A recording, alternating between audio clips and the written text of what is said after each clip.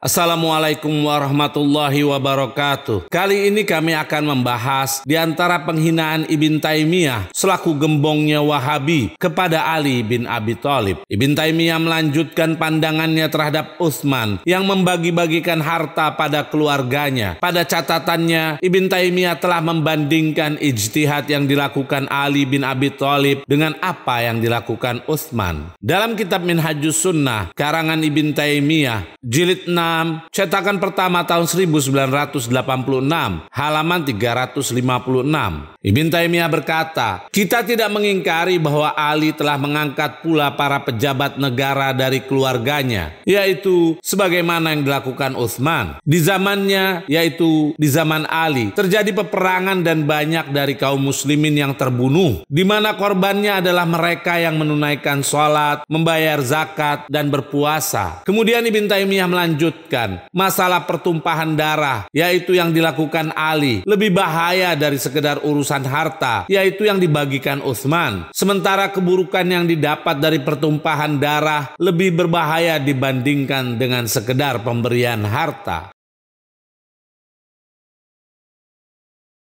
Dapat disaksikan oleh para pemirsa bahwa ucapan Ibn Taimiyah telah menuduh Ali bin Abi Thalib sebagai manusia yang berijtihad. Lalu dengan ijtihadnya, Ali melakukan peperangan yang berakibat terbunuhnya kaum muslimin di masa pemerintahannya. Ini menunjukkan bahwa Ibn Taimiyah telah menuduh salah seorang sahabat Nabi sebagai pembunuh. Padahal Rasulullah pernah berkata tentang Ali. Dalam kitab Majma'uz Zawaid, karya Al-Haythami, salah satu ulama Ahlus Sunnah yang diterbitkan oleh Darul Minhaj, cetakan pertama tahun 2015, halaman 170.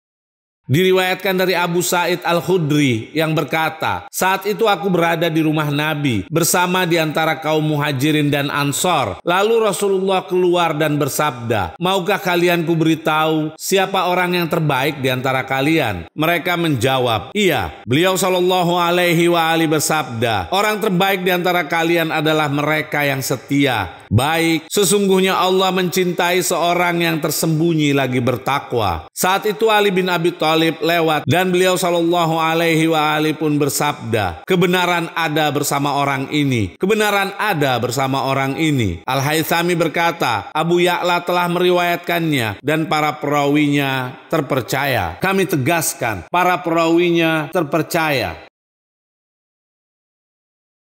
Namun, karena kebencian yang sudah mendalam kepada Ali bin Abi Thalib tidak akan berpengaruh sedikit pun di mata Ibn Taimiyah sabda dari Nabi tentang kebenaran Ali. Andai tuduhan yang datang dari Ibn Taimiyah ini jika dituturkan oleh kelompok yang berseberangan dengan kelompok Wahabi, niscaya mereka akan memvonisnya dengan sesat dan kafir. Namun, jika yang datang dari tokoh Nasibi yaitu Ibn Taimiyah, maka mereka merestuinya. Pepatah yang berbunyi, buah jatuh tak jauh dari pohonnya. Sekarang mari pemirsa perhatikan bagaimana salah satu keutamaan Ali bin Abi Thalib dalam pandangan ulama Ahlus Sunnah wal Jamaah berikut ini. Dalam kitab Hilyatul Aulia karya Abu Nuaim jilid 1 yang diterbitkan oleh Darul Fikr cetakan tahun 1996 halaman 61 sampai 62. Abu Nuaim berkata, dia yaitu Ali adalah pemimpin kaum, pencinta yang dibuktikan, dicintai oleh Allah, pintu kota ilmu, tokoh para orator, pembuka mata air agama, panji para pencari arah, cahaya orang-orang taat, walinya kaum bertakwa, imam orang-orang adil, sosok paling dahulu dalam keimanan, paling lurus sikap dan keyakinan, paling luhur kasih sayangnya, terlengkap keilmuannya, perhiasan kaum bijak dan teladan orang-orang bertakwa. Dialah manusia yang paling layak menjelaskan hakikat tauhid dan menunjukkan pada kalian serpihan mutiaranya. Dia memiliki hati yang berpikir, lisan pembawa solusi, pendengaran yang terjaga, penepat janji, penumpas sumber fitnah.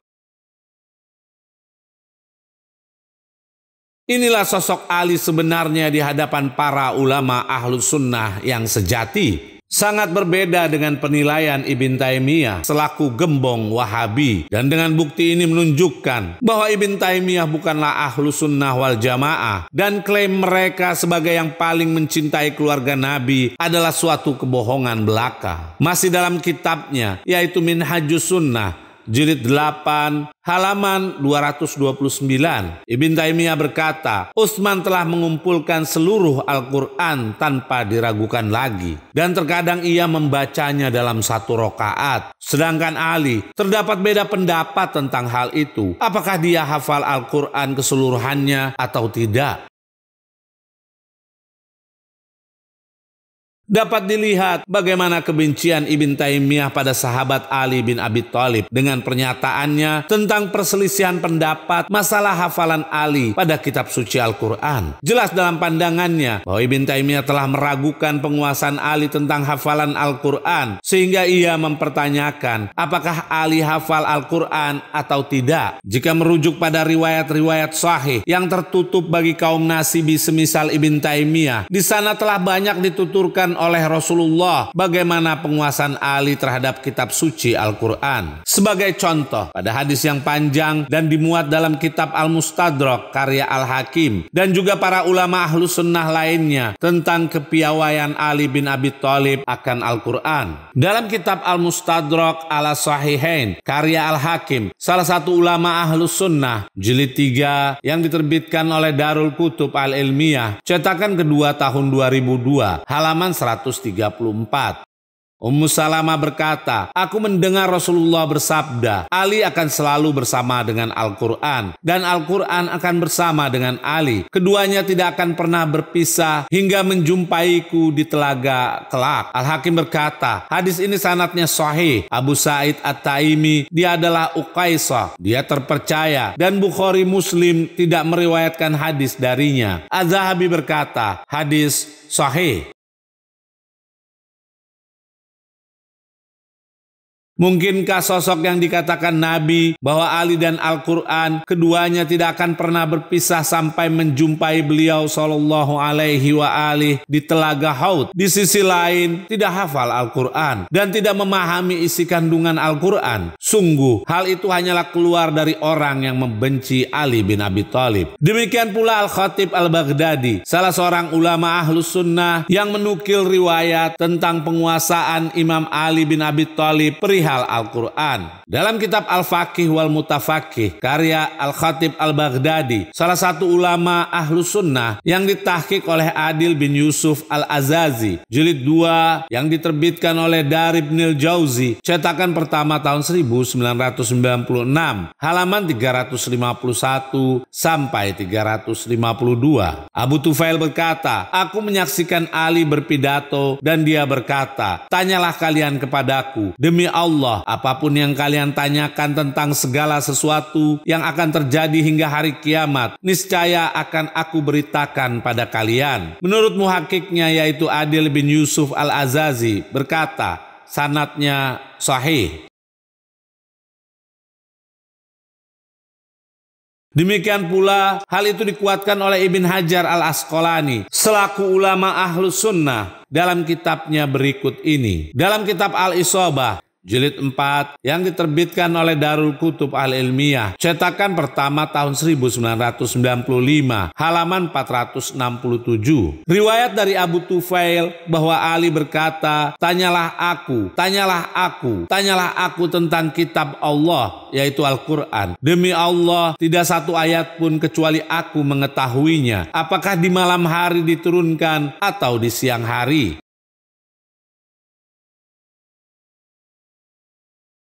Riwayat yang senada juga dinukil oleh Ibn Abdil Bar dalam kitabnya Jami' Bayan Al-Ilmi wa Fadli karya Ibn Abdil Bar Al-Qurtubi yang ditahqiq oleh Abu Ashbal Az-Zuhairi, jilid pertama yang diterbitkan oleh Dar Ibnil Jauzi, cetakan pertama tahun 1994, halaman 464. Dari Abu Tufail yang berkata, aku menyaksikan Ali berpidato dan dia berkata, tanyalah kalian padaku, demi Allah, apapun yang kalian tanyakan tentang segala sesuatu yang akan terjadi hingga hari kiamat, niscaya akan aku beritakan pada kalian. Tanyalah padaku tentang kitab Allah. Demi Allah, tidak satu ayat pun kecuali aku mengetahui kapan ia diturunkan, di waktu malam atau siang, di dataran rendah atau di gunung. Muhakik Abu Ashbal berkata, sanadnya sahih dan para perawinya terpercaya.